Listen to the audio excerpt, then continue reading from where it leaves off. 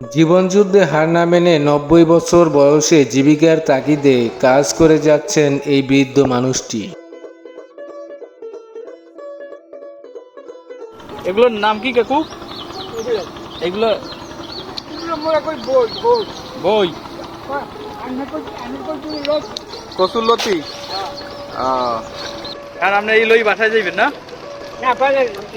কচুরলতি এগুলো করবেন কি? বিক্রি করবেন? এগুলো কি কেজি হিসেবে বিক্রি করেন না আটি হিসেবে? কেজি কেজি কত? আপনি বৃদ্ধ মানুষ, রোজা আছেন? ও বাবা, তাই এত কষ্ট করতেছেন?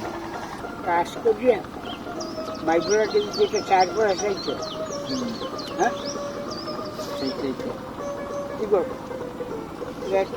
লজ্জার বিষয়।